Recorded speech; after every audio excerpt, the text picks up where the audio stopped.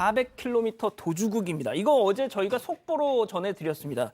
전자발찌를 끊고 달아났던 전과 35번 맞습니다. 김모. 예, 60대 자. 남성이었고요. 순천에서 전자발찌를 끊고 도망을 갔었고 이번에 어제 오후에 경남 함양에서 붙잡히게 됐었는데요. 어제 오후 2시 반쯤이었습니다. 함양 시외버스 터미널 근처에서 검거가 됐는데 제보들도 경찰의 추적에 도움이 됐던 걸로 보입니다. 경찰 관계자는 한 택시기사가 인상착의가 비슷한 사람을 태워준 것 같다. 그래서 다시 벌교로 가서 CCTV 추적을 시작했다. 이렇게 얘기를 했었는데요. 공개 수배가 된 이 김 씨는 도주 당시 착용한 옷을 검거 당시에 그대로 입고 있었다고 합니다. 자, 지금 그 검거 장면이 저렇게 나가고 있는데요. 자, 경남에 근거지를 두고 있었던 사람입니다. 경남에서 순천으로, 전남 순천으로 왔다가 또 다시 경남 쪽으로 이동을 했습니다. 이게 어떻게 보면 약간 수사망에 좀 혼선을 가하려고 했던 게 아닌가 이런 생각도 들던데, 자, 지금 이게 CCTV 영상으로 지금 보고 계시다시피 정말 대한민국은 진짜 도처에 CCTV가 다 깔려 있단 말이죠. 그런데 예. 정말 대범하게 뭐 기차를 타고 택시를 타고 버스를 타고 말이죠. 뭐 태연하게 정말 말씀하신 것처럼 대중교통을 이용했는데 말씀하신 것처럼 수사에 좀 혼선을 주기 위해서 나흘 동안 기차를 비롯해서 택시, 뭐 버스 등 대중교통을 이용하면서 도주를 했습니다. 전남 순천에서 보성 벌교역까지는 택시를 탔고요. 벌교역에선 기차로 경남 진주로 갑니다. 자, 그리고 27일 날 12시 반쯤 전남 보성에서는 이번엔 무궁화호 열차를 타고 오후 2시쯤 경남 진주 반성역에 내리고요. 또 전남 벌교에서 무궁화호에 탑승한 뒤 진주 반성역에서 하차한 김 씨는 함양으로 또 이동해서 여관에서 하룻밤 투숙을 합니다. 자, 김 씨가 자가용을 타고 최초 도주를 시작한 대구 달성군부터요. 차를 버린 전남 순천까지는 260km가 넘고요.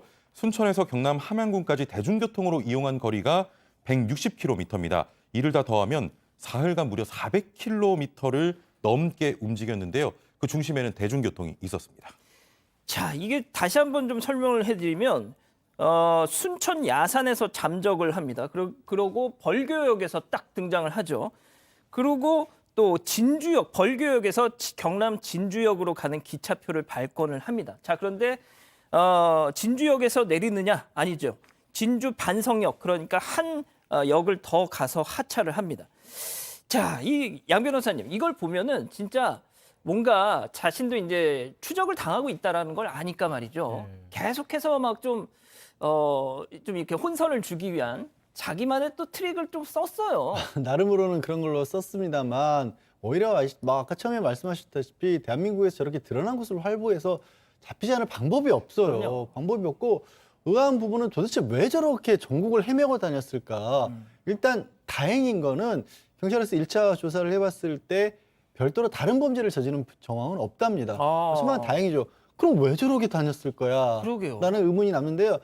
다른 범죄를 저질렀다라는 그런 정황이 없기 때문에 일단 문제가 되고 있는 건 전자발찌 훼손한 것 자체인 거거든요. 그 훼손한 부분에 대한 조사는 법무부에 있습니다. 법무부의 이 밀양에 있는 준법지원센터에서 추가 조사를 하게 됩니다. 그렇군요. 자, 이번엔 또 다른 사건, 다른 사례입니다. 자, 출장을 간다는 말만 믿고 이 보호관찰소 직원이 전자발찌를 차고 있던 남성의 그 발찌를 풀어줬어요. 맞습니다. 자, 풀어주니까 바로 해외로 튀었습니다. 맞습니다. 그것도 강도 행위를 한 뒤에 해외로 도주를 했었는데요. 일단 업무상 출장을 이유로 정상적으로 출국 신청을 먼저 했습니다. 그 뒤에 전자발찌를 정식으로 풀어달라고 한 뒤에 두바이 출국 신청을 했다고 하고요. 그 뒤 바로 강도 행각을 벌이는데 이게 지난달 3일이었습니다. 지난달 3일 충남에서 새벽 4시쯤에 지인을 흉기로 위협해서 돈을 5,700만 원을 입금하게 합니다. 자신의 계좌이체로 받은 뒤에 피해자를 신고하지 못하도록 양손을 묶고 수면제를 먹이기도 했는데요. 그리고는 바로 인천공항으로 갑니다. 가서 오후 7시쯤에 인천공항에서 천안보호관찰소 관계자를 만나는데 이미 약속이 됐던 대로 업무상 출장을 위해서 전자발찌를 일시적으로 풀어줍니다. 그러니까 강도 행각을 벌인 지 17시간 만에 오후 9시쯤에 비행기를 타고 두바이로 출국을 했습니다. 자, 양 변호사님, 저는 말이죠.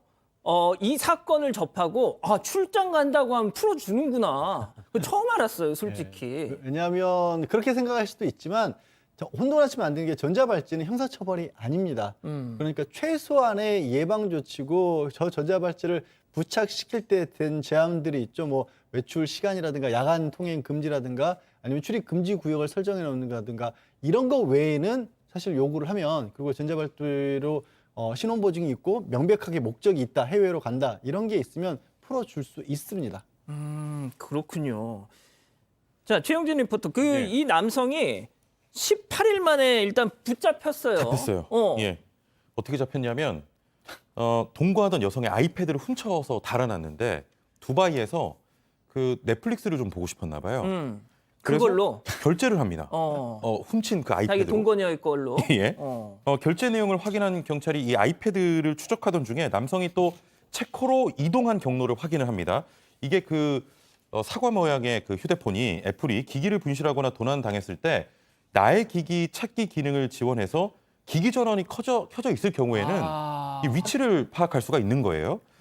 두바이를 거쳐서 지난달 7일 체코 프라하에 도착한 남성은 빼앗은 돈으로 이제 여행을 하다가 지난달 21일 인터폴 공조를 통해서 수사 중이던 체포 경찰에 현지 호텔에서 체포가 됐습니다. 소장님, 저는 이거 출국했다고 했을 때까지만 해도 되게 똑똑한 줄 알았는데 이렇게 허술한 인간이었네요, 이 인간. 네, 허술하고요.